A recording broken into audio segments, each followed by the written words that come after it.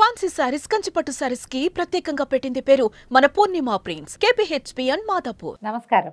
కార్తీక పురాణం 24వ అధ్యాయంలోకి వచ్చాం. అంబరీషోపాఖ్యానాన్ని తెలుసుకుంటున్నాం.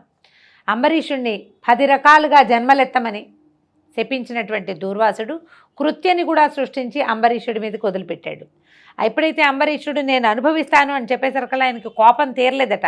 ఇంకా పెద్ద శాపం ఏదైనా ఇవ్వాలనుకుని మళ్ళీ నీళ్లు తీస్తుండేసరికల్లా ఆ సమయానికి అంబరీషుడి పూజామందిరంలో రేఖామాత్ర స్వరూపంలో చిత్రించబడినటువంటి సుదర్శన చక్రము ప్రాణం వచ్చినట్టుగా లేచి బయటకు వచ్చేసింది.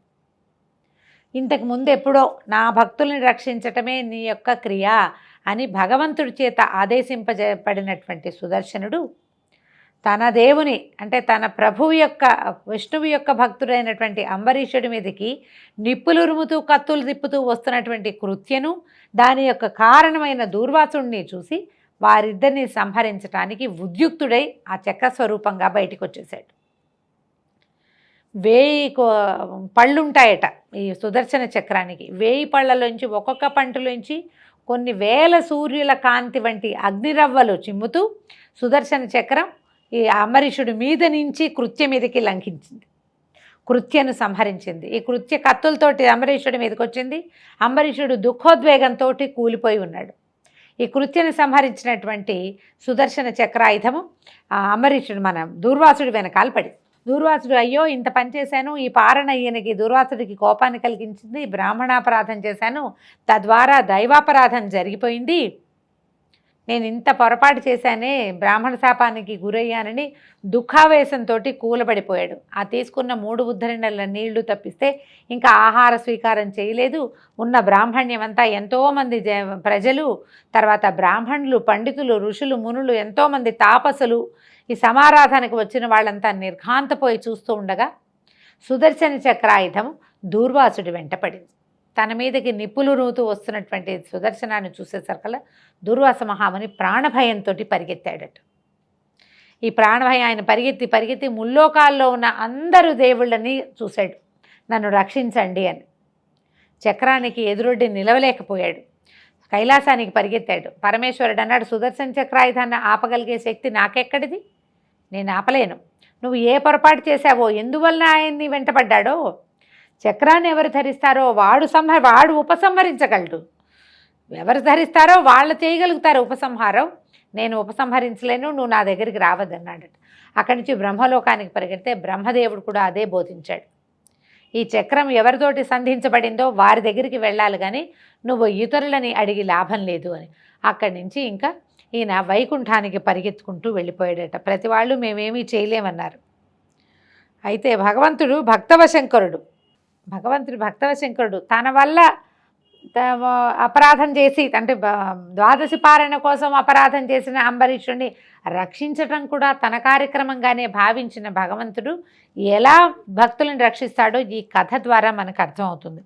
చివరికి ఇంకా రక్షించగలిగే వాళ్ళు ఎవరు లేరని తెలుసుకున్నటువంటి దూర్వాసుడు పరిగెత్తుకుంటూ వైకుంఠానికి వెళ్ళాడు. ఓ మధుసూదన, ఆర్తత్రాణపరాయణ, జగద్రక్షక, నువ్వు తప్ప నన్ను కాపాడగలవారి ముల్లోకాల్లోనూ ఎవరూ లేరు. సుదర్శన చక్రం నన్ను సంహరించడానికి నా వెంటే వస్తోంది.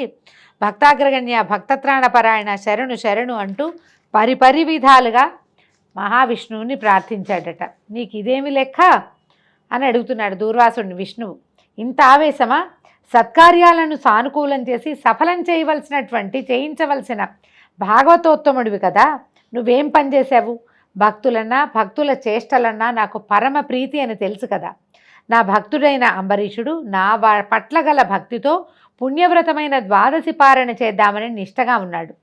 ఆ సమయంలో అతడి వద్దకు వచ్చిన నిన్ను సాక్షాత్తు నన్నుగా భావించి గౌరవించి అతిథిగా నిన్ను ఆహ్వానించాడు. స్నానానికి వెళ్ళిన నువ్వు ద్వాదశి ఘడియలు మించిపోతున్నా రాకుండా జాగు చేశావు. అంబరీషుని యొక్క భక్తనిష్టత ఎంత ఉందో, శ్రీహరి భక్తినిష్ట ఎంత ఉందో, ద్వాదశి పట్ల అతనికి ఎంత శ్రద్ధ ఉందో తెలుసుకోవాలని పరీక్షించాలన్న ఉద్దేశంతో నువ్వు ద్వాదశి ఘడియలు దాటిపోతున్నా రాకుండా జాగు చేసావు. సరే, నీవు చేసిన తప్పు. సరే పోనీ, నువ్వు ఇంత తప్పు చేసినా కూడా మంచినీటిని మాత్రమే పారణ చేసిన అంబరీషుణ్ణి అతని మీద ఆగ్రహించడం ఎంత అన్యాయమో నువ్వు ఆలోచించలేదు. పైగా అతన్ని శపించి తీరని అపచారం చేశావు. గోవులను హరిభక్తులను బాధించిన వారిని, హింసించిన వారిని నేను తప్పక శిక్షిస్తానని నీకు తెలుసు కదా. అయినా కూడా నువ్వు అంబరీషుడిని శపించావు. కోపావేశంతో నీకు ఒళ్ళు తెలియలా. నువ్వు భగవద్ అపరాధం చేసినావు. భాగవత అపరాధము భగవద్ అపరాధం కంటే పెద్దది. భగవంతుణ్ణి నిందించినా పర్వాలా, భక్తుణ్ణి నిందించకూడదు. అది భగవంతుడు సహించడట. ఆయన్ని తిడితే నా కుమారుడే కదా అని తీసుకుంటాడు, నా భక్తుడే కదా, నేను సృష్టించిన మనిషే కదా అని. కానీ ఆయన పట్ల భక్తి కలిగిన వాడిని కనుక శపించినా బాధించినా భగవంతుడికి నచ్చదు. ఇది ప్రత్యేకమైన క్రియగా మనకు కనపడుతుంది. చాలా పురాణాల్లో ఈ విషయాన్ని తప్పకుండా చేస్తారు. భాగవతాపరాధం చేయకూడని పని. అయినా అంబరీషుడిని శపించావు. అతను నీకు భయపడడం వల్ల, నన్నే ధ్యానిస్తూ ఉండటం వల్ల నీ శాపవాక్కులు ఏవి అతనికి వినపడలేదు. అతను ఏం చెప్పాడు? నువ్వు 10 జన్మలు ఎత్తమన్నావు. అతను అవేవి వినలేదు. నువ్వు అతనికి ఇచ్చిన 10 జన్మల శాపము అతనికి తెలియదు. నన్ను శరణు కోరిన అతనికి నువ్వు ఇచ్చిన శాపాన్ని నేనే అనుభవించాలన్న ఆలోచనతో అతని చేత అలాగే అనుభవిస్తాను అని నేనే అనిపించాను. నీ శాపం వృధా కాకూడదు. నువ్వు అమోఘ వచస్కుడివి, మహర్షివి. ప్రపంచాన్ని భక్తి వైపుకి నడిపించవలసిన వాడివి. భగవంతుని వైపుకి వెళ్ళే దారిని సుగమంగా చేసి ప్రపంచానికి అందించవలసిన మహర్షివి. నీ మాట తప్పు కాకూడదు. అందుకని అదొకటి. అంబరీషుడు అతను ఈ కష్టం అతను పడకూడదని, ఆ కష్టం నేనే అనుభవించాలని నువ్విచ్చిన 10 జన్మల శాపాన్ని నేను అనుభవించడానికి ఉద్యుక్తుడనై అతనితోటి సరే అనిపించాను. కానీ నువ్వు తనని శపించావని కూడా అంబరీషుడికి తెలియదు.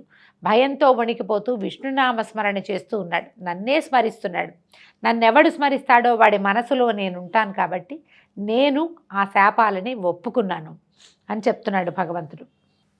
పోనీ అలాగని నీ శాపానికి చెదరక బెదరక సంసిద్ధత ఒప్పుకున్నటువంటి కారణంగా అతనికి మరింత కఠినమైన శాపాన్ని ఇవ్వాలనుకున్నావు.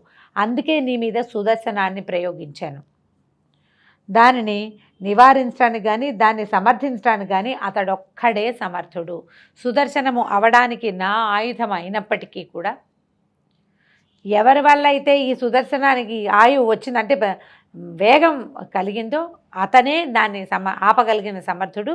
భక్తుడికి ఇబ్బంది అయింది, అతను భక్తితో పర్వాలేదని ఒప్పుకుంటే నీకు ఆగుతుంది ఆయుధం, లేకపోతే అది ఆగదు, నీ ఇష్టం అన్నాడు. నువ్వు అంబరీషుడికి ఇచ్చిన 10 జన్మలను లోకోపకారం కోసం నేనే ధరిస్తాను. మొట్టమొదటిదైన చేవరూపాన్ని ధరించి సోముకుడనే రాక్షసుని సంహరించి వేదాలని రక్షిస్తాను. రెండోదైన తాబేలు రూపాన్ని ధరించి దేవదానవులు క్షీరమధసాగర మథనం చేసేటప్పుడు మందరగిరి పర్వతాన్ని నా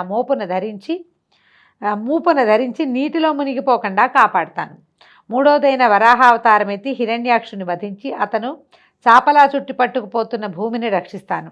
ఇక 4వదైన వికృత రూపాన్ని ధరించి నరహరిమూర్తినై హిరణ్యకశిపుని సంహరించి అతని పుత్రుడైన ప్రహ్లాదుని రక్షిస్తాను. 5వ జన్మగా మరుగుజ్జు అవతారంలో వామనుడనై బలిచక్రవర్తి యొక్క గర్వాన్ని అణుస్తాను. 6వ జన్మలో జాలి లేని బ్రాహ్మణునిగా పరశురామావతారం ఎత్తి మదోన్మత్తులైన భూపతులందరినీ సంహరిస్తాను. 7వ జన్మలో ఆత్మజ్ఞానము లేని క్షత్రియుడిగా రామావతారాన్ని ధరించి రావణ కుంభకర్ణులను హతమారుస్తాను. 8వ జన్మలో రాజ్యం లేని రాజుగా కృష్ణావతారం ఎత్తి కంసుని సంహరిస్తాను. 9వ జన్మగా పాషండుడినై బుద్ధావతారం ఎత్తి పాషండమతాన్ని బోధించి అహింసా సిద్ధాంతాన్ని లోకంలోకి వ్యాప్తి చేస్తాను. ఆఖరిదైన 10వ అవతారంలో పాపాత్ములను మోహింపజేసే కల్కి అవతారం ఎత్తి దుష్టులను దునుమాడి ధర్మాన్ని చక్కగా ప్రవర్తింపజేస్తాను. దూర్వాస మహాముని, రుద్రాంశ సంభూతుడిపైన నీ నోటి వెంట కోపావేశంలో వచ్చిన శాపవాకులైనా వృధా కాకూడదని ధర్మ సంస్థాపన కోసం నేను భువిలో దశావతారాలని ఎత్తి లోక సంరక్షణ కోసం నా భక్తునికి ఆ శాప ప్రభావం తగలకుండా ఉండటం కోసం వ్యవహరిస్తాను. పరమ భాగవతోత్తముడైన అంబరీషుని గుర్తించి ఆగ్రహావేశాలను దుడుకుతనాన్ని తెలుసుకొని అతన్ని శరణు వేడుకోమని శ్రీహరి దూర్వాసుని హెచ్చరించి పంపించాడు. భగవంతుడు భక్తవత్సలుడు, భక్త పరాధీనుడు కనుక సర్వాంతర్యామి అయిన భగవంతుని పట్ల కృతజ్ఞులమై ప్రవర్తించాలని, భగవంతునికి అతని భక్తులకు భేదం లేదని తెలుసుకోవాలని, భక్తులకు అపకారం చేస్తే భగవంతుడు తప్పక శిక్షిస్తాడని తెలుసుకొని జాగ్రత్తగా మసలుకోవాలని సూచిస్తోంది ఈ అధ్యాయం. ఇంకా తన కోపమే తన శత్రువు అన్నట్లుగా అంబరీషునిపై కోపగించినందుకు సుదర్శనుడి కోపాగ్నికి గురి అయిన దూర్వాసుని వలన ఇది తెలుసుకోవాలి. కోపహ సుదుర్జయ శత్రువు, జయించరాని శత్రువు.